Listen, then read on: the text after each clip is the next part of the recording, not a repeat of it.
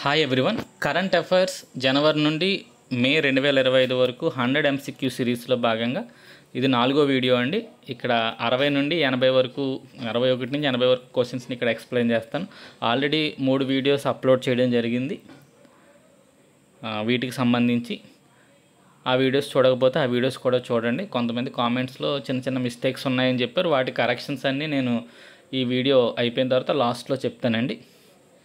So గవర్నర్లు first bit చూద్దాం.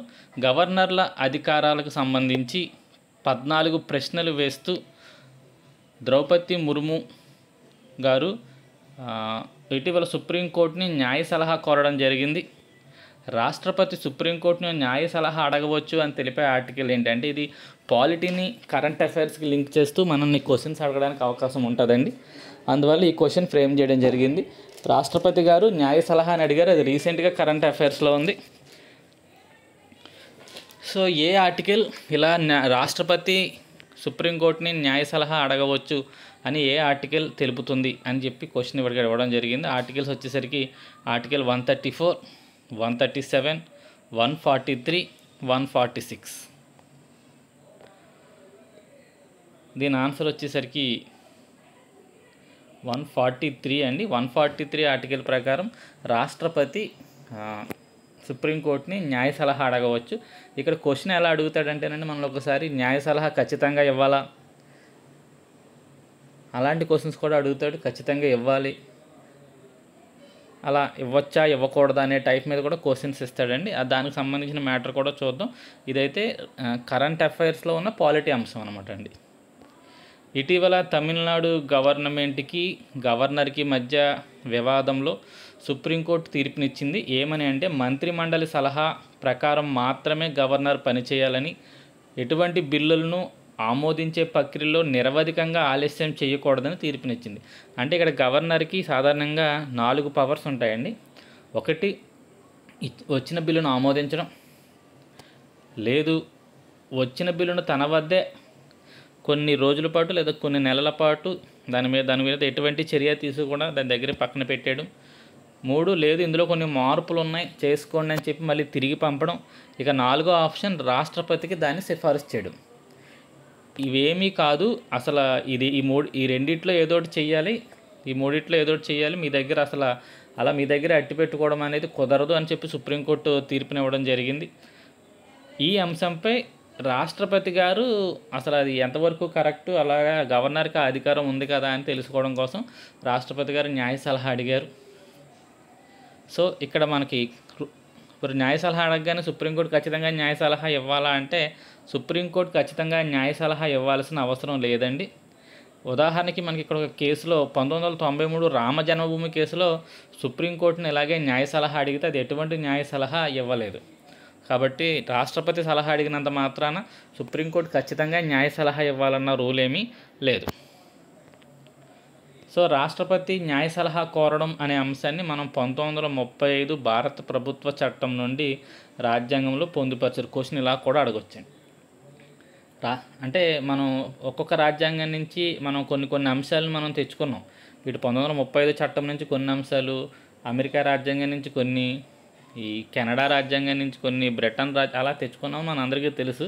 So question ఆ పాయింట్ ఆఫ్ వ్యూలో కూడా అడగవచ్చు. న్యాయ సలహా అనే అంశం ఏ రాజ్యాంగం నుంచి తెచ్చుకున్నాం లేదా ఎక్కడి నుంచి తెచ్చుకున్నాం అంటే 1935 భారత ప్రభుత్వ చట్టం నుంచి ఈ న్యాయ సలహా కోరడం అనేది గ్రహించడం జరిగింది.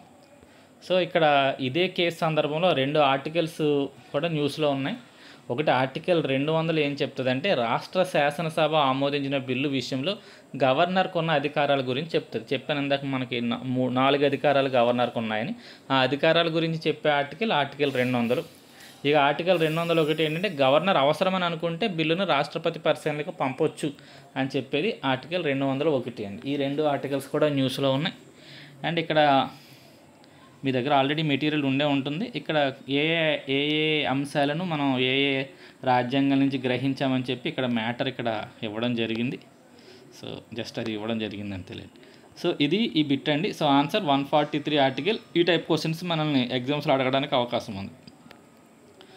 నెక్స్ట్, ఇటీవల సుప్రీంకోర్టులో నోటాను ప్రతి ఎన్నికల్లోనూ కంపల్సరీగా ఉపయోగించాలని ఏకగ్రీవంగా ఎన్నికైన సందర్భంలోనూ అంటే ఒకే వ్యక్తి ఉన్నాడు, ఇంకొక వ్యక్తి పోటీ చేయట్లేదు, ఆ సందర్భంలో కూడా నోటాను ఉపయోగించి ఎన్నిక నిర్వహించాలని, అలా నిర్వహిస్తే సపోజ్ అతనికి ఎక్కువ నోటాలు పడ్డాయి అనుకోండి, అంటే అతని మీద ఉన్న వ్యతిరేకత మనకి బయటికి తెలుస్తుంది అనే ఉద్దేశం అనమాట అండి.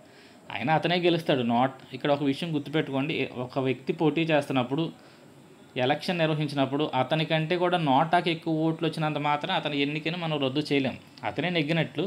కానీ ఇక్కడ ఈ నోటా వల్ల ఉపయోగం ఏంటంటే అతని పట్ల జనాలకున్న వ్యతిరేకత తెలుసుకోవచ్చు అనే ఉద్దేశంతో కంపల్సరీ నోటాను ఉపయోగించి ఏకగ్రీవంగా జరిగిన ఎన్నికైనా సరే కంపల్సరీ నిర్వహించాలని ఒక ప్రజా ప్రయోజనవాద్యం దాఖలైందండి కోర్టులో. సో ఇదంతా ఎందుకంటే నోటా అనే అంశం న్యూస్లో ఉంది కాబట్టి. సో నోటాను ఎన్నికల్లో మొదటిసారి ఏ సంవత్సరంలో వినియోగించారు? సో అది క్వశ్చన్ అండి. ఆన్సర్ వచ్చేసరికి 2013లో నోటాను మొదటిసారిగా ఎన్నికల్లో వినియోగించడం జరిగింది. 2013లో జరిగిన ఛత్తీస్గఢ్, మిజోరాం, రాజస్థాన్, ఢిల్లీ మరియు మధ్యప్రదేశ్ అసెంబ్లీ ఎలక్షన్స్లో నోటాను మొదటిసారిగా వినియోగించారు. అది దాని యొక్క ఆన్సర్. సో ఇక్కడ నోటా వచ్చింది కాబట్టి ఈవీఎంలు మొదటిసారిగా ఏ ఎలక్షన్లో ఉపయోగించాం, వీవీప్యాట్లు మొదటిసారిగా ఏ ఎలక్షన్లో ఉపయోగించాం, ఆ అంశాలు కూడా ఇక్కడ మీకు ఇవ్వడం జరిగింది. మొదటిసారిగా ఈవీఎం ఎలక్ట్రానిక్ ఓటింగ్ మిషన్స్ని 1982లో కేరళలోని ఉత్తర పరవూర్ నియోజకవర్గంలో ఉప ఎన్నికల్లో మొదటిసారిగా ఈవీఎంను ఉపయోగించడం జరిగిందండి. అలాగే 2014 సాధారణ ఎన్నికల్లో దేశవ్యాప్తంగా ఈవీఎంలు వాడారు, కానీ మొదటిసారి మాత్రం 1982 కేరళలో వాడడం జరిగింది. అలాగే VVPAT voter verified paper audit trail, వీవీప్యాట్ను మొదటిసారిగా 2013లో నాగాల్యాండ్లోని నాక్సెన్ అసెంబ్లీ నియోజకవర్గంలో వినియోగించడం జరిగింది. సంవత్సరాలు గుర్తుపెట్టుకోండి. వీవీప్యాట్ని అయితే 2013లో ఉపయోగించాం, ఈవీఎంఎల్ని 1982లో మొదటిసారి ఉపయోగించారు, నోటాని 2013లో మొదటిసారి ఉపయోగించారు. ఇక వాటర్ ఐడెంటిటీ కార్డ్ 1993, దీన్ని అప్పటి ఎలక్షన్ కమిషనర్ టిఎన్ శేషన్ గారు దీన్ని ప్రవేశపెట్టారు. సో ఓటు గుర్తింపు కార్డు ఎప్పుడు ప్రవేశపెట్టారంటే 1993లో ప్రవేశపెట్టారు. ఎవరు అంటే అప్పుడు ఎలక్షన్ కమిషనర్ టిఎన్ శేషన్ గారు. ఓకే, నెక్స్ట్ క్వశ్చన్ అండి. భారతదేశం ఇటీవల ఏ దేశంతో అణు సమాచార మార్పిడి ఒప్పందాన్ని చేసుకుంది? అంటే మన భారతదేశం దగ్గర ఎక్కడెక్కడ అణు విద్యుత్ కేంద్రాలు ఉన్నాయి, ఇవన్నీ డేటాని పక్క దేశంతో పంచుకుంది. అలా ఏ దేశంతో ఇటీవల అణు సమాచార మార్పిడి ఒప్పందాన్ని మన భారతదేశం చేసుకుంది అంటే దీని ఆన్సర్ వచ్చేసరికి పాకిస్తాన్తోనండి. పాకిస్తాన్తో మన భారతదేశం అణు సమాచార మార్పిడి ఒప్పందాన్ని ఇటీవల చేసుకుంది. సో ఇక్కడ అణు రియాక్టర్లు అవి టాపిక్ కాబట్టి భారతదేశంలో మొత్తం 22 అణు రియాక్టర్లు పనిచేస్తున్నాయి. వీటి స్థాపిత విద్యుత్ సామర్థ్యం 6780 మెగావాట్లు. ఓకే, భారతదేశంలో 7 న్యూక్లియర్ పవర్ ప్లాంట్లు ఉన్నాయి. అవన్నీ మీరు గుర్తుపెట్టుకోవాలి, ఇంపార్టెంట్ అండి. ఏ పవర్ ప్లాంట్ ఎక్కడ ఉంది అనేది. కాక్రాపార్ అటామిక్ పవర్ స్టేషన్ గుజరాత్లో ఉంది. కల్పకం అటామిక్ పవర్ స్టేషన్ తమిళనాడులో ఉంది. నరోరా అటామిక్ పవర్ స్టేషన్ ఉత్తరప్రదేశ్లో ఉంది. Kaiga nuclear power plant Karnataka. And Rajasthan atomic power station Rajasthan. Tarapur atomic power station Maharashtra. And Kudankulam nuclear power plant ఇది తమిళనాడులో ఉంది. ఇక్కడ కొడంకొలం పేరు గుర్తుపెట్టుకోండి, ఇది అతిపెద్ద న్యూక్లియర్ పవర్ ప్లాంట్ అండి కొడంకొలం అనేది.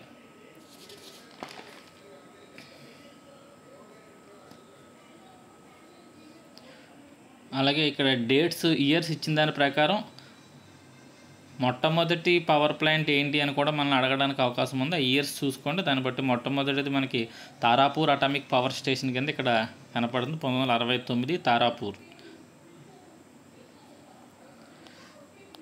ఓకే, 2032 నాటికి 63 గిగావాట్ల సామర్థ్యం సాధించాలనేది భారతదేశ లక్ష్యం.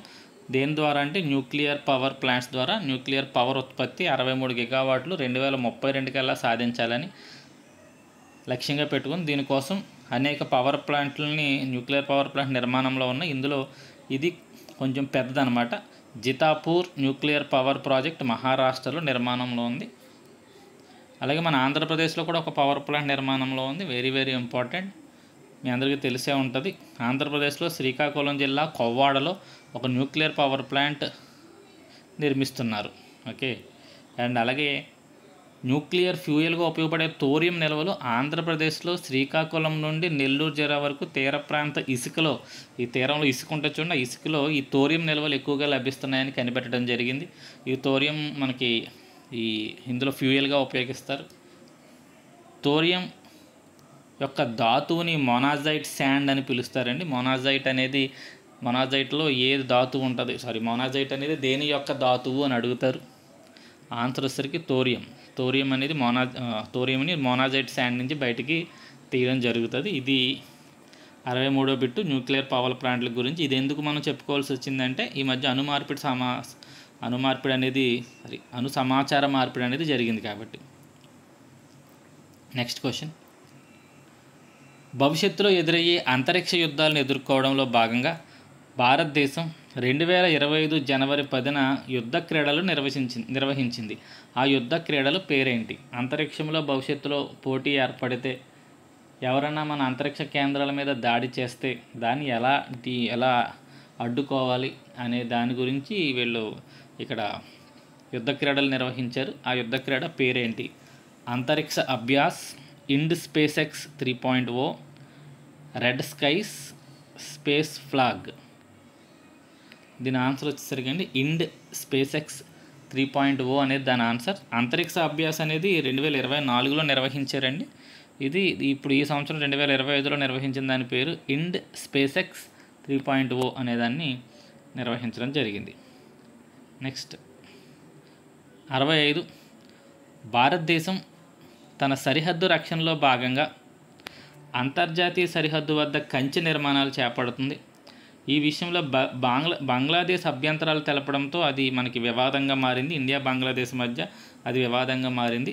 సో భారతదేశం బంగ్లాదేశ్తో ఎన్ని కిలోమీటర్ల సరిహద్దును పంచుకుంటుంది? ఇది కరెంట్ జాగ్రఫీ అండి. అంటే కరెంట్ అఫైర్స్ని జాగ్రఫీకి లింక్ చేసుకుంటూ అక్కడ సరిహద్దు వివాదం జరుగుతుంది కాబట్టి ఎన్ని కిలోమీటర్ల సరిహద్దు మనకు బంగ్లాదేశ్తో ఉంది అనే పాయింట్ ఆఫ్ వ్యూలో క్వశ్చన్ అడగవచ్చు. కాబట్టి లేదు, ఈ సరిహద్దు చుట్టూ కంచె నిర్మాణం జరుగుతుంది కాబట్టి అసలు భారతదేశానికి ఏ దేశాలతో ఎన్ని కిలోమీటర్ల సరిహద్దులు ఉన్నాయి అనే టైప్లో కానీ, లేదా ఏ దేశంతో ఎక్కువ సరిహద్దు ఉందని కానీ ఆ టైప్ ఆఫ్ క్వశ్చన్స్ మనం ఇటు జీకేలో జాగ్రఫీ పాయింట్ ఆఫ్ వ్యూలో దాన్ని క్వశ్చన్ చేయడానికి అవకాశం ఉంటుందండి. అందువల్ల దాని కరెంట్ అఫైర్గా ఇక్కడ మనం ఫ్రేమ్ చేసుకున్నాం. దీని ఆన్సర్ వచ్చేసరికి 4097 కిలోమీటర్లు అండి. మొత్తం అన్ని దేశాలతో కల్లా బంగ్లాదేశ్తోనే మన భారతదేశం ఎక్కువ సరిహద్దును కలిగి ఉంది. 4097 కిలోమీటర్ల సరిహద్దుని మనం బంగ్లాదేశ్తో కలిగి ఉన్నాం. ఇక్కడ మొత్తం ఏ దేశాలతో ఎంతెంత సరిహద్దు ఉందనేది ఇక్కడ ఇవ్వడం జరిగింది. మొత్తం మన భారతదేశం భూ సరిహద్దు ఓకే, బంగ్లాదేశ్, చైనా, పాకిస్తాన్, నేపాల్ మొత్తం 7 దేశాలండి. మయన్మార్, భూటాన్, ఆఫ్ఘనిస్తాన్తో మనం భూ సరిహద్దుని పంచుకుంటున్నాం. శ్రీలంకతో అయితే సముద్ర తీరం ఉంది, మనకి సముద్ర సరిహద్దు. ఇక్కడ చూడండి 4096.7 కిలోమీటర్ల సరిహద్దు మనం బంగ్లాదేశ్తో ఉన్నది. ఇదే కాదండి, ఈ బంగ్లాదేశ్తో ఏ రాష్ట్రాలు సరిహద్దును పంచుకుంటున్నాయి, లేదా బంగ్లాదేశ్తో ఈ క్రింది ఏ రాష్ట్రం సరిహద్దును పంచుకోవట్లేదు, ఆ టైప్ ఆఫ్ క్వశ్చన్స్ కూడా మనల్ని అడగడానికి అవకాశం ఉంది. సో అది కూడా మీకు ఇక్కడ ఇవ్వడం జరిగింది. ఏ రాష్ట్రంతో ఏ రాష్ట్రాలు ఏ దేశాలతో సరిహద్దులు ఉన్నాయని కూడా ఇక్కడ మీకు ఇవ్వడం జరిగింది. మీరు కావాలనుకుంటే అవన్నీ నోట్ చేసుకోవచ్చు. నెక్స్ట్ క్వశ్చన్, ఆంధ్రప్రదేశ్ తెలంగాణలో ఇక్కడ తెలంగాణ ఫస్ట్. తెలంగాణ ఆంధ్రప్రదేశ్ల మధ్య కృష్ణా జలాల కేటాయింపు ప్రస్తుతం అమల్లో ఉన్న నిష్పత్తిలోనే పంచుకోవాలని కృష్ణా నదీ జలాల బోర్డు నిర్ణయించింది. ఆ నిష్పత్తి ఎంత? యాక్చువల్గా మన కృష్ణా నది 71% పరివాహక ప్రాంతం తెలంగాణలోనే ఉంది. కాబట్టి తెలంగాణలో వాదన ఏంటంటే మాకు ఎక్కువ వాటర్ ఇవ్వాలి, ఇప్పుడేమో తక్కువ ఇస్తున్నారనే వాదన తెలంగాణ వినిపిస్తుంది. మన ఆంధ్రప్రదేశ్ వాదనేమో మాకు ఎక్కువ కావాలి, ఎవరికి వాళ్ళు ఎక్కువ కావాలనే వాదన వినిపిస్తుంది. కాబట్టి ఇప్పుడు కృష్ణా జలాల బోర్డు ఏం చెప్పిందంటే ప్రస్తుతం ఎలా ఉన్నాయో అలాగే ఆ నిష్పత్తినే పంచుకోవాలని చెప్పింది. అయితే ప్రస్తుతం అమల్లో ఉన్న నిష్పత్తి ఎంత? గుర్తుపెట్టుకోండి, ఇక్కడ ముందు తెలంగాణ అనిస్తే తెలంగాణ నిష్పత్తి ముందు రావాలి. ఆంధ్రప్రదేశ్ ముందిస్తే చూసుకోవాలి క్వశ్చన్ తెలంగాణ ఆంధ్రప్రదేశ్ అడిగారా లేదా ఆంధ్రప్రదేశ్ తెలంగాణ అడిగారా నిష్పత్తి. కాబట్టి ఖచ్చితంగా ఏది ముందు ఏది వెనక అని చూసుకోవాలి. ఆన్సర్ వచ్చేసరికి 34.66 అండి. 34% తెలంగాణ రాష్ట్రం కృష్ణా నదీ జలాలను పంచుకుంటుంటే ఆంధ్రప్రదేశ్ రాష్ట్రం 66% కృష్ణా నదీ జలాలని పంచుకోవడం జరిగింది. నెక్స్ట్ క్వశ్చన్,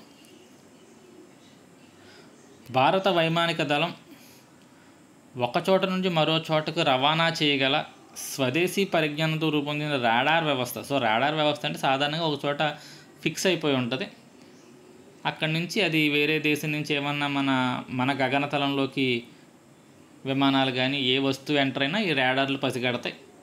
ఇక్కడ ఈ రాడార్ ఏంటంటే కూడా మనం తీసుకెళ్ళిపోవచ్చు అనమాట. ఒక చోట నుంచి మరో చోటకి రవాణా చేయగల స్వదేశీ పరిజ్ఞానంతో రూపొందించిన రాడార్ వ్యవస్థను DRDO అభివృద్ధి చేసింది. ఈ రాడార్ వ్యవస్థ పేరేంటి అని క్వశ్చన్ ఇవ్వడం జరిగింది. రేవతి, అశ్విని, గాంధీవా, పాంచజన్య అనేవి ఆప్షన్స్. దీని ఆన్సర్ వచ్చేసరికి అశ్విని అండి. గుర్తుపెట్టుకోండి, వెరీ ఇంపార్టెంట్ క్వశ్చన్ ఇది, ఎందుకంటే ఇది పోర్టబుల్ రాడార్ వ్యవస్థ. నెక్స్ట్, ఇది వెరీ రీసెంట్ కరెంట్ అఫైర్ అండి. భారతదేశం ప్రపంచంలోనే 4వ అతిపెద్ద ఆర్థిక వ్యవస్థగా అవతరించింది. ఏ దేశ ఆర్థిక వ్యవస్థను అధిగమించి భారతదేశం ఈ ఘనతను సాధించింది? Answer Japan, Germany, France, Russia అని అడగడం జరిగింది. దీని ఆన్సర్ వచ్చేసరికి జపాన్ అండి. ఇంకా మనకంటే ముందు 3 దేశాలు ఉన్నాయి, అది అమెరికా, చైనా. క్వశ్చన్ ఇలా కూడా అడగవచ్చు, భారతదేశం కంటే ముందున్న 3 దేశాలు ఏంటి అని కూడా అడగవచ్చు. ఇంకో దేశం చాలామంది రష్యా అనుకుంటారు, రష్యా కాదు, ఆన్సర్ మూడోది జర్మనీ అండి. ఈ 3 దేశాలే మనకంటే అతిపెద్ద ఆర్థిక వ్యవస్థలు. సో అమెరికా, చైనా, జర్మనీ తర్వాత భారతదేశం ప్రపంచంలోని 4వ అతిపెద్ద ఆర్థిక వ్యవస్థగా అవతరించింది.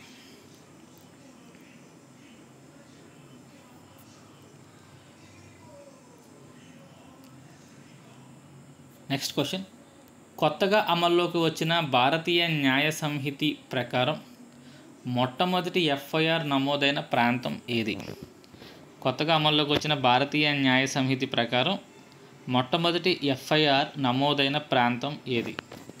బాంబే, న్యూఢిల్లీ, హైదరాబాద్, కలకత్తా. యాక్చువల్గా ఇది 2025 కంటే ముందు కరెంట్ అఫైర్ అనండి. అయినా కూడా ఇక్కడ ఎందుకు తీసుకొచ్చామంటే భారతీయ న్యాయ సంహితి అనేది ఎవర్ గ్రీన్ టాపిక్ అండి. ఇది అంటే ఎప్పటి నుంచో వాడుతున్న ఈ శిక్షా స్మృతులు తీసేసి కొత్త శిక్షా స్మృతులు వచ్చాయి కాబట్టి వాటి మీద క్వశ్చన్స్ ఎప్పుడు అడగడానికి అవకాశం ఎక్కువగా ఉంటుందని జస్ట్ వాటి గురించి ఒకసారి బ్రీఫ్గా డిస్కస్ చేద్దామని ఈ బిట్ ఇక్కడ ఫ్రేమ్ చేయడం జరిగింది. సో ఇటీవల కొత్తగా అమల్లోకి వచ్చిన భారతీయ న్యాయ సంహితి ప్రకారం మొట్టమొదటి FIR ఎక్కడ నమోదైంది? దీని ఆన్సర్ వచ్చేసరికి న్యూఢిల్లీ అండి. న్యూఢిల్లీలో మొట్టమొదటి FIR నమోదైంది. అదే మన ఆంధ్రప్రదేశ్లో ఎక్కడ మొట్టమొదటి FIR నమోదైంది అని అడిగితే మాత్రం దాని ఆన్సర్ వచ్చేసరికి విజయవాడ అండి. విజయవాడలో మొట్టమొదటి FIR మన ఈ కొత్త న్యాయ చట్టాల ఆధారంగా విజయవాడలో మొట్టమొదటి FIR మన ఆంధ్రప్రదేశ్లో నమోదైంది. సో ఇక న్యూఢిల్లీలోని కమలా మార్కెట్ పోలీస్ స్టేషన్లో ఈ FIR నమోదైంది. 3 కొత్త న్యాయ చట్టాలు 1 జూలై 2024 అమల్లోకి వచ్చి, ఈ డేట్ కూడా ఇంపార్టెంట్ మనకి, ఎప్పటి నుంచి అమల్లోకి వచ్చినాయి అని అడుగుతాడు. 1 జూలై 2024 అమల్లోకి వచ్చి ఈ కొత్త న్యాయ చట్టాల ఆధారంగా ఆంధ్రప్రదేశ్లో మొదటి కేసు విజయవాడలో నమోదైంది. ఇక్కడ ఈ యాప్ చాలా ఇంపార్టెంట్ అండి. ఈ సాక్ష్య అనే యాప్ ద్వారా కొత్త క్రిమినల్ లాస్ని ఇంప్లిమెంట్ చేయడానికి ఉపయోగిస్తున్న యాప్, కొత్త న్యాయ చట్టాలని ఇంప్లిమెంట్ చేయడానికి ఉపయోగిస్తున్న యాప్ ఏంటి క్రింది దాంట్లో అని అడగవచ్చు. ఈ సాక్ష్య అనే యాప్ని ఉపయోగిస్తున్నారు. Crime and criminal tracking network system ద్వారా ఆన్లైన్లోనే మనం FIR నమోదు చేయొచ్చు. ఈ FIR, 0 FIRలు మనం ఆన్లైన్లోనే నమోదు చేసుకోవచ్చు. పోలీస్ స్టేషన్ గడప కూడా తొక్కక్కర్ లేకుండా మనం ఎవరి మీదైనా కేసు పెట్టవచ్చు. ఈ FIR అండ్ 0 FIR నమోదు చేయొచ్చు. మీకు ఆల్రెడీ 0 FIR అంటే తెలిసే ఉంటుంది, అంటే ఆ పోలీస్ స్టేషన్ పరిధి కానప్పటికీ కూడా మనం ఆ పోలీస్ స్టేషన్లో కంప్లైంట్ ఇవ్వచ్చు. అంటే ఇంతకుముందు ఈ సపోజ్ ఎక్కడన్నా ఏదైనా జరిగితే ఇది మా పరిధిలో కాదు, వేరే పోలీస్ స్టేషన్కి వెళ్ళండి అనే అవకాశం ఉండేది, ఇప్పుడు అవకాశం లేదు.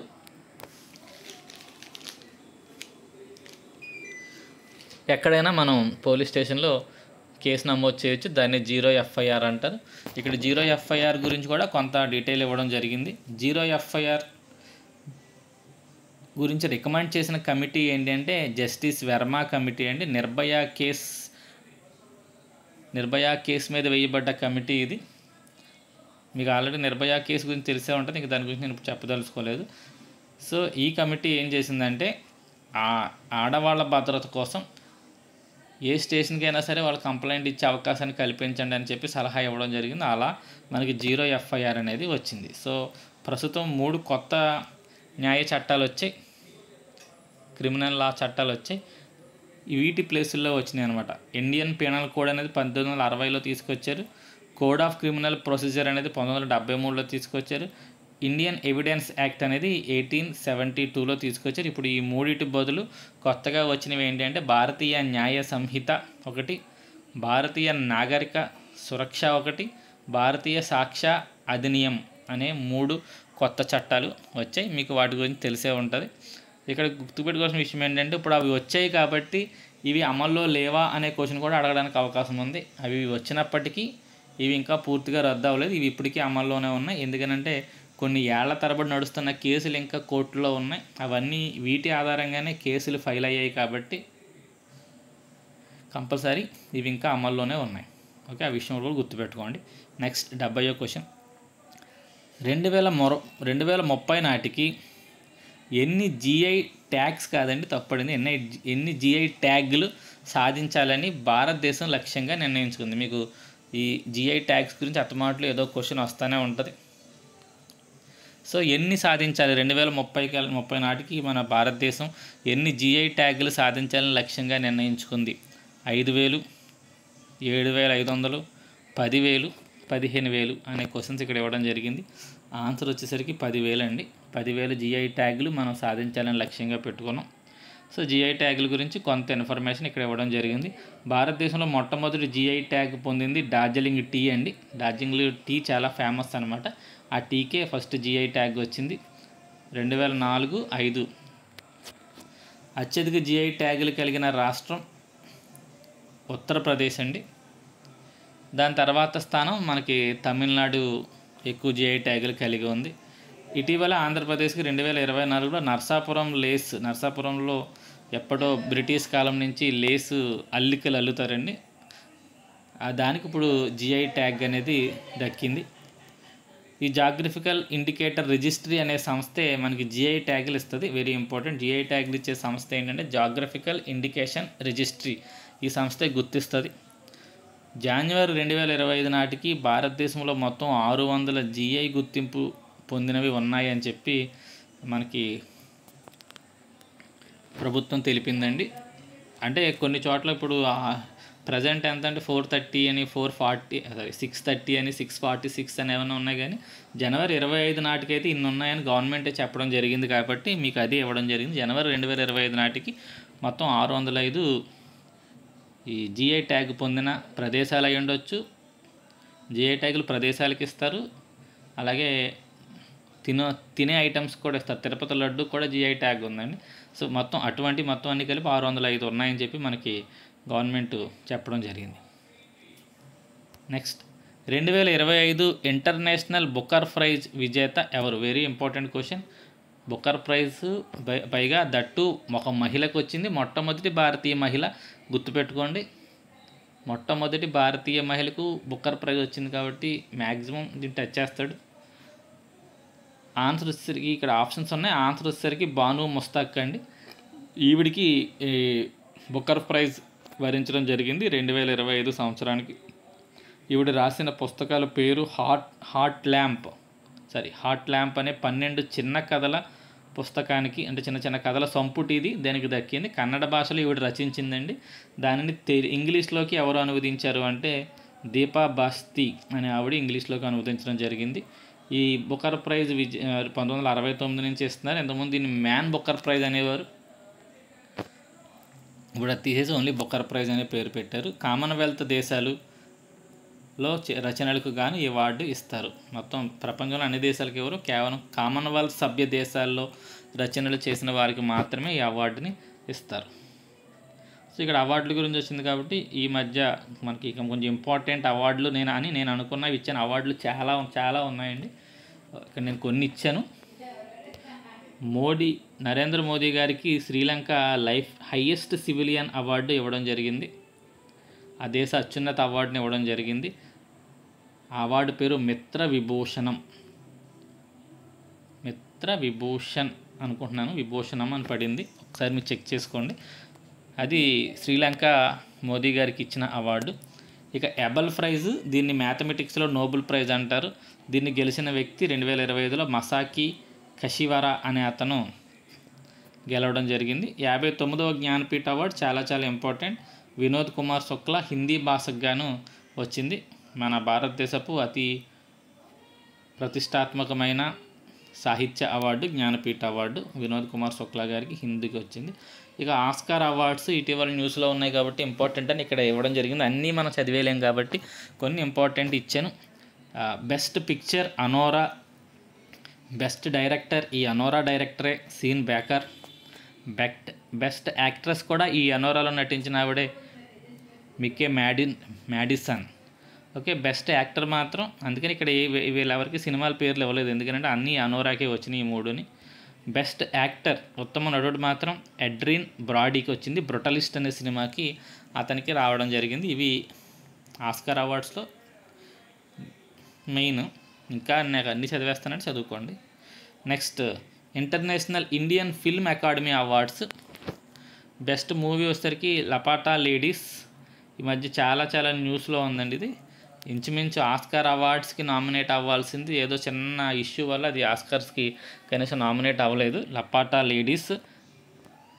బెస్ట్ డైరెక్టర్ కిరణ్ రావు. ఈ లపాటా లేడీస్ డైరెక్టరే కిరణ్ రావు కూడా. బెస్ట్ యాక్ట్రెస్ కూడా అందులో నటించిన అమ్మాయే నితాషి గోయ్. సో ఇవన్నీ ఇంకా ఉన్నాయి. బెస్ట్ యాక్టర్ ఇవన్నీ ఉన్నాయి, ఇవన్నీ నేను ఇవ్వలేదు. ఇవన్నీ లపాటా లేడీస్కి సంబంధించి అని చెప్పి ఆ 3 ఇవ్వడం జరిగింది. ఇక్కడ గుర్తుపెట్టుకోండి, ఇటీవల మన సుప్రీంకోర్టు తన 75వ వార్షికోత్సవంలో ఈ లపాటా లేడీస్ని స్క్రీనింగ్ అంటే సుప్రీంకోర్టులో తెర మీద ప్రదర్శించడం జరిగింది. దాని మీద కూడా దీన్ని క్వశ్చన్ అడగడానికి అవకాశం ఉంటుంది. ఇక life time achievement award by Britain government, UK government చిరంజీవికి, మెగాస్టార్ చిరంజీవి గారికి లైఫ్ టైమ్ అచీవ్మెంట్ అవార్డు ప్రకటించింది. అవి కొన్ని అవార్డ్స్ అవిని. నెక్స్ట్ 72 ఇటీవల వార్తల్లో నిలిచిన భారతదేశపు మొదటి తెల్ల పులుల బ్రీడింగ్ సెంటర్ ఎక్కడ ఉంది? తెల్ల పులుల సంఖ్య తగ్గిపోవడం వల్ల అక్కడ బ్రీడింగ్ సెంటర్ ఒకటి ఏర్పాటు చేయనున్నారండి. ఈ వైట్ టైగర్స్ బ్రీడింగ్ సెంటర్ ఎక్కడ ఏర్పాటు చేస్తున్నారు? కర్ణాటక, మధ్యప్రదేశ్, తమిళనాడు, మహారాష్ట్ర.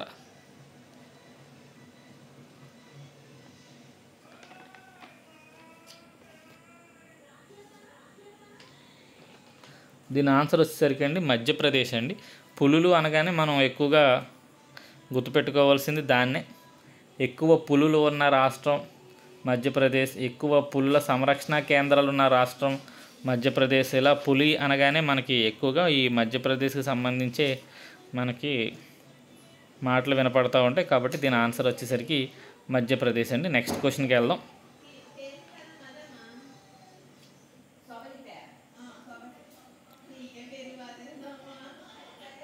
ఇక్కడ ఇవ్వడం జరిగిందండి, అది దాని పేరేంటి, ఆ ఊరేంటి అనేది కూడా. గోవిందగర్, రవా డిస్టిక్, మధ్యప్రదేశ్లో ఈ తెల్లపులలో బ్రీడింగ్ సెంటర్ని ఏర్పాటు చేస్తున్నారు. నెక్స్ట్ క్వశ్చన్, గ్రామీణ ప్రాంతాల్లో గర్భిణుల ఆరోగ్యాన్ని మెరుగుపరచడం కోసం వారి పర్యవేక్షణను సులభతరం చేయడానికి ఆంధ్రప్రదేశ్ ప్రభుత్వం తీసుకొచ్చిన కృత్రిమ మేధస్సుతో కూడిన యాప్ ఏంటి? కృత్రిమ మేధస్సుతో కూడిన యాప్ ఏంటి అని అడగడం జరిగింది. జననీ సురక్ష, జననీ రక్ష, జననీ మిత్ర, జననీ భద్రత అని. సో ఆన్సర్ వచ్చేసరికి జననీ సురక్ష అండి. ఈ మధ్య యాప్లు అనేవి ఎక్కువగా మనకి న్యూస్లో వస్తున్నాయి, అందువల్ల ఇంకొన్ని యాప్స్ ఇక్కడ ఇవ్వడం జరిగింది, అవి కూడా ఒకసారి చూసేసుకోండి. పురసేవ యాప్, ఇది మన ఆంధ్రప్రదేశ్ ప్రభుత్వం నగర ప్రజలకు మున్సిపల్ సేవలు లేదా వాళ్ళ కంప్లైంట్లు ఇవ్వడానికి, వాళ్ళ సేవల మీద వచ్చే కంప్లైంట్లు ఇవ్వడానికి వాటికి పురసేవ యాప్ అనేది అమల్లో ఉందండి. నెక్స్ట్ క్రీడా యాప్, ఏంటంటే క్రీడాకారులు ఏదన్నా పోటీల్లో గెలిచినప్పుడు ఆ సర్టిఫికేట్స్ డౌన్లోడ్ అందులోకి వచ్చేస్తాయి. సర్టిఫికేట్స్ అందులో అప్లోడ్ చేసేస్తారు. వీళ్ళు అందులోనే డౌన్లోడ్ చేసుకుని అందులోనే డిజీ లాకర్ కింద దాన్ని భద్రపరచుకోవచ్చు. అది క్రీడా యాప్. ఇది కూడా ఆంధ్రప్రదేశ్ సంబంధించింది. ఇక శక్తి యాప్, ఇది మహిళలకు బాలికలకు రక్షణగా ఆంధ్రప్రదేశ్ పోలీస్ శాఖ తీసుకొచ్చిన యాప్ శక్తి యాప్. ఇది కాకుండా సంచార్ సాథి, ఇది సెంట్రల్ గవర్నమెంట్ యొక్క యాప్ అండి, గుర్తుపెట్టుకోండి. ఇది ఆంధ్రప్రదేశ్ కాదు, సెంట్రల్ గవర్నమెంట్ యొక్క యాప్. మోసపూరితమైన కాల్స్, ఎస్ఎంఎస్లపై ఫిర్యాదు. ఎందుకంటే ఈ మధ్య ఆన్లైన్ నేరాలు ఎక్కువైపోయినాయి కాబట్టి సో ఈ యాప్ మీద క్వశ్చన్ అడగడానికి అవకాశం ఉందని ఇక్కడ ఇది ఫ్రేమ్ చేయడం జరిగింది. సంచార్ సాథి యాప్, గుర్తుపెట్టుకోండి అది కూడా. నెక్స్ట్ క్వశ్చన్, మే 22, 2025 ప్రధానమంత్రి నరేంద్ర మోడీ గారు మొత్తం 103 అమృత్ భారత్ రైల్వే స్టేషన్స్ని దేశవ్యాప్తంగా ప్రారంభించారు. 2 రోజుల క్రితమేనండి, 3 రోజుల క్రితం 103 అమృత్ భారత్ రైల్వే స్టేషన్ని మొత్తం దేశవ్యాప్తంగా ప్రారంభించారు. ఇందులో ఆంధ్రప్రదేశ్ చెందిన ఏకైక రైల్వే స్టేషన్, మరీ దారుణంగా ఒకే ఒక రైల్వే స్టేషన్ ఆంధ్రప్రదేశ్ నుంచి ఓపెన్ అయిందండి, అమృత్ భారత్ రైల్వే స్టేషన్. అది ఏంటి అని ఇక్కడ అడగడం జరిగింది. సూళ్ళూరుపేట, అనపర్తి, మాచర్ల, ఆదోని. సో ఆన్సర్ వచ్చేసరికి సూళ్ళూరుపేట అండి. Sullurpeta railway station Amrit Bharat railway స్టేషన్స్లో మొదటి విడతలో ఓపెన్ అయిందండి. ఓపెన్ అవ్వడం అంటే అదే దాన్ని ఇంకొంత డెవలప్ చేసి ఆల్రెడీ ఉన్నదాన్ని ఇంకొంత అభివృద్ధి చేయడం జరిగింది. ఒకసారి అమృత్ భారత్ గురించి చూద్దాం. ఆంధ్రప్రదేశ్ నుంచి మొత్తం 73 రైల్వే స్టేషన్స్ ఈ అమృత్ భారత్ పథకంలో ఉన్నాయి. ఈ స్కీమ్ 2023లో ప్రారంభించారు. మొత్తం దేశవ్యాప్తంగా 1275 రైల్వే స్టేషన్ ఇక్కడ అభివృద్ధి చేస్తున్నారు. సో తెలంగాణకు వచ్చేసరికి నిన్న 103 స్టేషన్స్లో 3 స్టేషన్స్ అండి, వరంగల్, కరీంనగర్ మరియు బేగంపేట రైల్వే స్టేషన్స్ని ఓపెన్ చేయడం జరిగింది. నెక్స్ట్, ఇటీవల ఏ దేశం మరణశిక్షణ రద్దు చేస్తూ నిర్ణయం తీసుకుంది? సో ఒక దేశం మరణశిక్షణ ఇటీవల రద్దు చేసింది. ఈ మధ్య ఎక్కువ మరణశిక్షణ దేశాలు రద్దు చేస్తున్నాయి. సో ఇటీవల రద్దు చేసింది ఏంటి అని అడిగాం. China, Indonesia, Zimbabwe, Iran. దీని ఆన్సర్ వచ్చేసరికి జింబాబ్వే అండి. మిగతా 3 దేశాల్లో కూడా రద్దు అవ్వలేదు, అమల్లో ఉన్నాయి. ఒక జింబాబ్వేలో మాత్రమే రద్దు చేస్తూ ఈ మధ్య నిర్ణయం తీసుకున్నారు మరణశిక్షను. Next question, 2025 world sustainable summit ఎక్కడ జరిగింది? 2025 సస్టైనబుల్ డెవలప్మెంట్ గోల్స్ చాలా ఇంపార్టెంట్ అండి. ఈ మధ్య ప్రతి ఎగ్జామ్లోనూ సస్టైనబుల్ డెవలప్మెంట్ గోల్స్ మీద క్వశ్చన్ అడుగుతున్నాడు. మొత్తం మనకి 17 సస్టైనబుల్ డెవలప్మెంట్ గోల్స్ ఉన్నాయండి. అవన్నీ మనం కంపల్సరీ చదువుకోవాలి. సో క్వశ్చన్ చూడండి, 2025 వరల్డ్ సస్టైనబుల్ సమ్మిట్ ఎక్కడ జరిగింది? ఆప్షన్స్ వచ్చేసరికి బెంగళూరు, బొంబాయి, ఢిల్లీ, కలకత్తా అని ఇవ్వడం జరిగింది. దీని ఆన్సర్ వచ్చేసరికి ఢిల్లీలో జరిగిందండి. సో ఇప్పుడు సస్టైనబుల్ ఈ పర్యావరణానికి సంబంధించి వాటికి సంబంధించి కొన్ని ఈ సమ్మిట్స్కి సంబంధించి కొన్ని బిట్స్ ఇవ్వడం జరిగింది.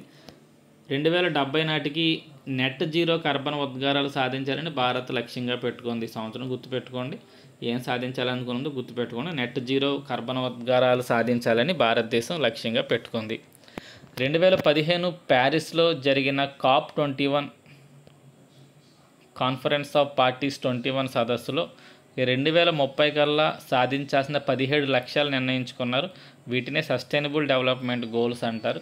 సో సస్టైనబుల్ డెవలప్మెంట్ గోల్స్ని ఎప్పుడు నిర్ణయించుకున్నారంటే 2015 ప్యారిస్ సమావేశంలో నిర్ణయించుకున్నారు.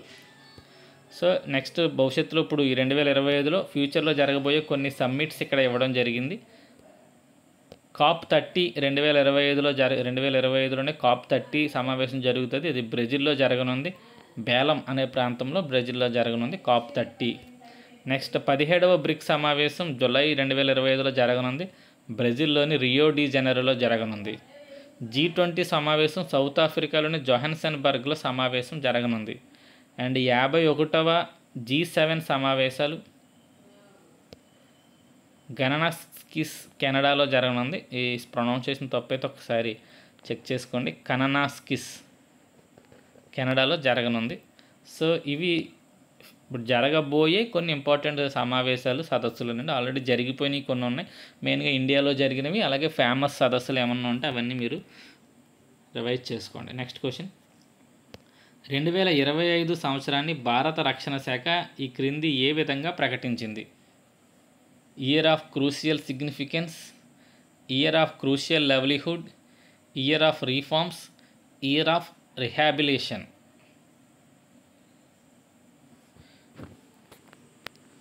సో ఆన్సర్ వచ్చేసరికి answer of years of reforms అండి. ఇయర్ ఆఫ్ రీఫార్మ్స్గా 2025 సంవత్సరాన్ని భారత రక్షణ శాఖ ప్రకటించింది. పెద్దగా ఎక్స్ప్లెనేషన్ ఏమీ లేదండి దానికి. 78 ఇటీవల నీతి ఆయోగ్ రిపోర్ట్ ప్రకారం 2020-21లో 7.7 మిలియన్స్గా ఉన్న గిగ్ వర్కర్స్ భారతదేశంలో ఉన్నారు.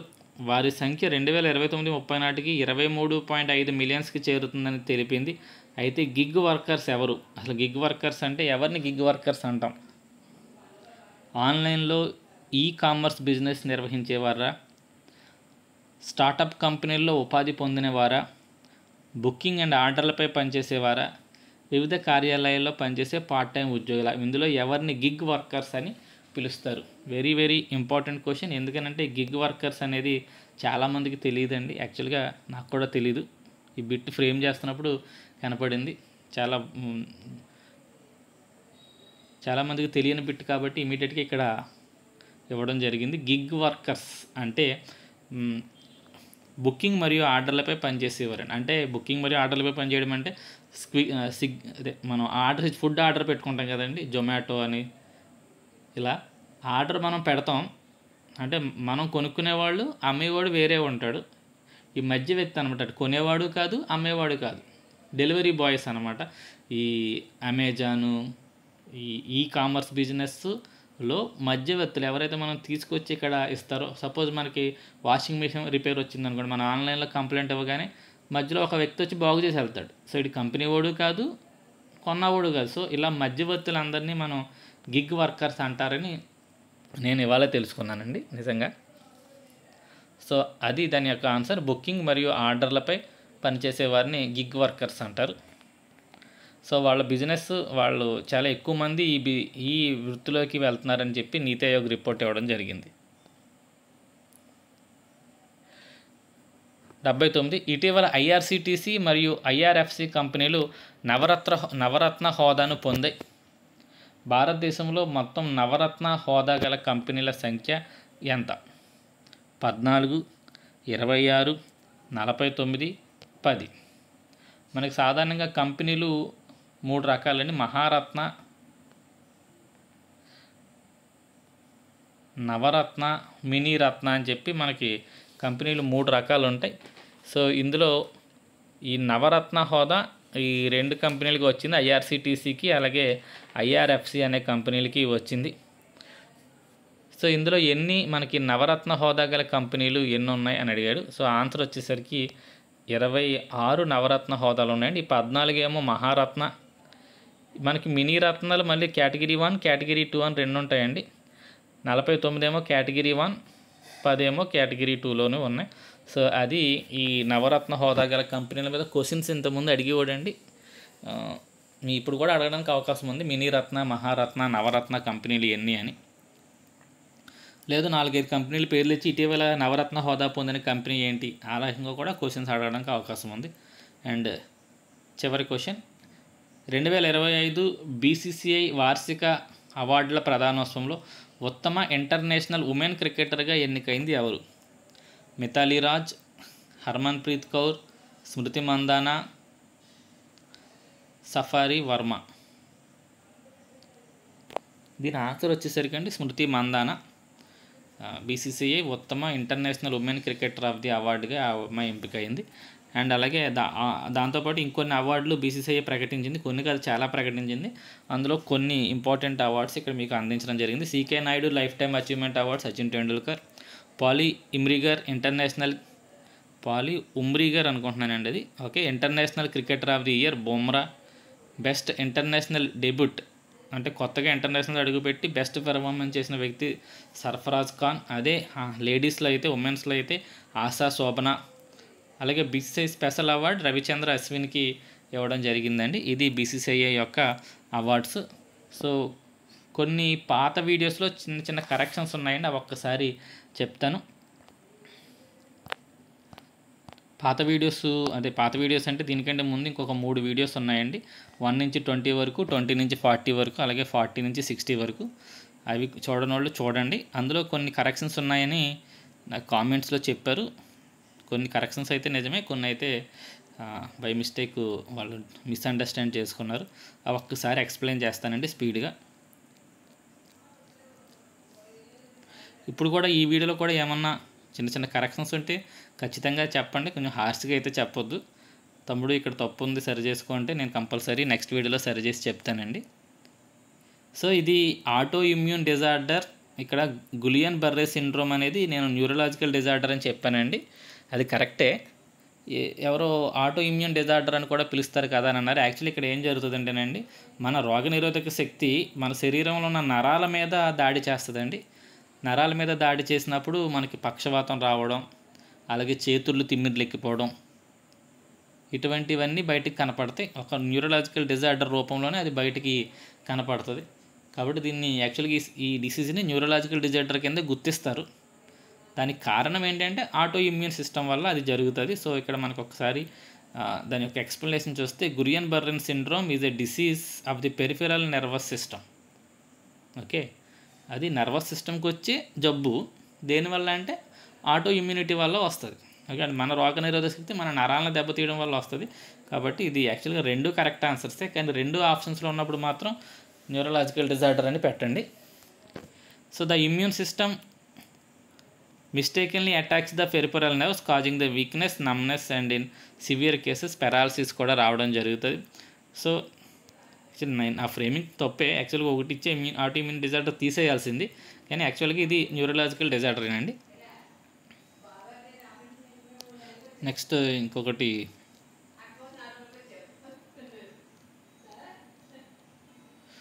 ఇక్కడ రామ్సర్ తమిళనాడులో సైట్లు మొత్తం 20 కదా అని ఒక కామెంట్ ఒకటి వచ్చిందండి. ఇక్కడ కరెక్టేనండి, 20. అంటే నేను ఇక్కడ తమిళనాడుకి చెందిన 18 ప్రాంతాలు రామ్సర్ సైట్స్. ఇది 2025 ఫిబ్రవరికి ముందు అనమాట అండి.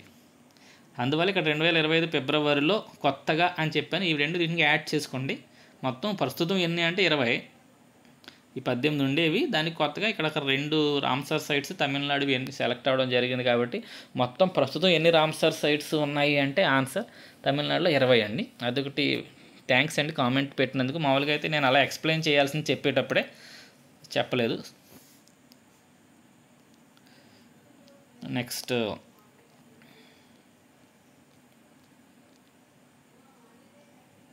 ఇది నా తప్పండి. ఇది మత్స్యకారుల సేవలో పథకాన్ని చంద్రబాబు నాయుడు గారు ఎక్కడ ప్రారంభించారు అంటే బుడగట్లపాలెం కరెక్టేనండి, కానీ ఇక్కడ ప్రకాశం జిల్లా అని ఇవ్వడం జరిగింది.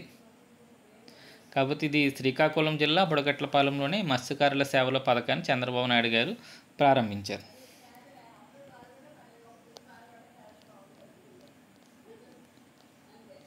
చాలామంది పీడిఎఫ్ ఇవ్వచ్చు కదా అంటున్నారండి. 100 బిట్స్ అవగానే పీడిఎఫ్ నేను లింక్లో ప్రొవైడ్ చేస్తాను. నాకు అర్జెంటుగా కావాలి అనుకుంటే మీ నెంబర్ కామెంట్ చేసినప్పుడే మీ నెంబర్ పెడితే నేను మీకు అది వాట్సాప్ చేస్తాను. ఎందుకంటే నేను ఎప్పటికప్పుడు రెడీ చేసి మీకు నేను వీడియో చేస్తున్నానండి. ఇప్పటికి 100 అవ్వాలి, 80 కంప్లీట్ చేసి కంప్లీట్ అవ్వగానే మీకు వీడియో అప్లోడ్ చేస్తున్నాను. ఇది ఒకటి నేను నెంబర్ ఇక్కడ మొన్న వీడియోలో ఫస్ట్ ఆ వీడియోలో ఇక్కడ 3 పడలేదండి, 9552000009 అనే ప్రింట్ పడింది, అలాగే చదివేశాను.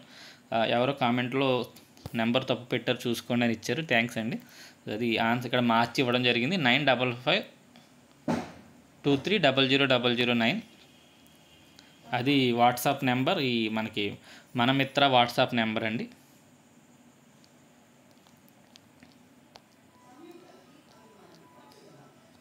నెక్స్ట్ ఇదొకటి తప్పని చెప్పి కామెంట్ పెట్టారండి, అది ఇక్కడ చూసుకోండి ఒకసారి. స్వర్ణాంధ్ర స్వచ్ఛాంధ్ర కార్యక్రమాన్ని చంద్రబాబు నాయుడు గారు ఏ జిల్లాలో ప్రారంభించారు అంటే నేను ఆన్సర్ వైఎస్ఆర్ కడప అని పెట్టాను. ఎవరో 37th బి పొట్టి శ్రీరాములు నెల్లూరు జిల్లా అని పెట్టడం జరిగిందండి. కరెక్ట్, అది వైఎస్ఆర్ కడపేనండి. సో ఇక్కడ మైదుకూరు కడప డిస్టిక్లో దీన్ని ప్రారంభించడం జరిగిందండి. ఎవరు? చంద్రబాబు నాయుడు గారు. మీరు ఒక్కొక్కసారి చెక్ చేసుకుని చూడండి. స్వర్ణాంధ్ర స్వచ్ఛాంధ్ర కార్యక్రమం ఇనాగ్రేటెడ్ ఎట్ అని కొట్టండి. ఇనాగ్రేటెడ్ ఎట్ అని కొట్టగానే మీకు వైఎస్ఆర్ కడప మైదుకూరు అని వస్తుంది.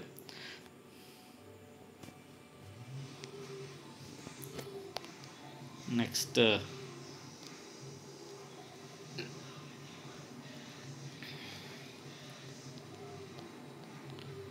ఈ టైం అంతా వేస్ట్ చేస్తాను అనుకోకండి, అంటే కరెక్షన్స్ ఉన్నాయి కాబట్టి ఒకసారి చెప్పేస్తే.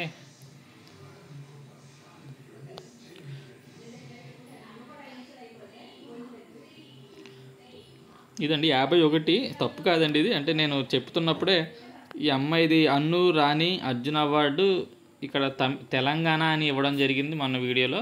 అది చెప్తున్నప్పుడే తెలంగాణ కాదు తప్పు పడింది అని చెప్పాను. యాక్చువల్గా మేరట్ అండ్ ఉత్తరప్రదేశ్ అండి. చాలామంది కామెంట్లో పెట్టారు మేరట్ ఉత్తరప్రదేశ్ అని. చాలా థ్యాంక్స్ అండి. ఇక్కడ కూడా స్పెల్లింగ్ మీరిట్ అని పడింది. మేరట్ ఉత్తరప్రదేశ్. అన్ను జార్జ్.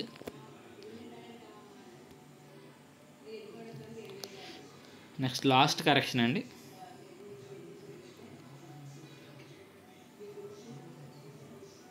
ఇది ఇక్కడ చిన్న తప్పు ఏంటంటేనండి, నేను కొన్ని 2024 ర్యాంకులు ఇచ్చేయడం జరిగింది బై మిస్టేక్. అంటే ఇక్కడ కొన్ని ఇది హంగర్ ఇండెక్స్ 2024దేనండి, 2025 రాలేదు. ఈ జెండర్ గ్యాప్ ఇండెక్స్ కూడా 2024దే, 25 రాలేదు. సో అవి ఇస్తున్నప్పుడు ఇవి నోట్ చేసేసాను. సో 2025వి ఇక్కడ ఈ రెండునండి. మోస్ట్ పవర్ఫుల్ పాస్పోర్ట్ ఇండెక్స్లో ప్రస్తుతం 2025 ప్రకారం భారతదేశ ర్యాంక్ 85. అలాగే ప్రెస్ ఫ్రీడమ్ ఇండెక్స్లో 2025లో ర్యాంకు 151. థ్యాంక్స్ అండి తప్పులు చెప్పినందుకు. ఇప్పుడు వీడియోలో కూడా ఏమన్నా మిస్టేక్స్ ఉంటే మీరు కామెంట్ రూపంలో చెప్పండి. నెక్స్ట్ వీడియోలో కంపల్సరీ వాటిని సరి చేసుకుంటాను. Thank you.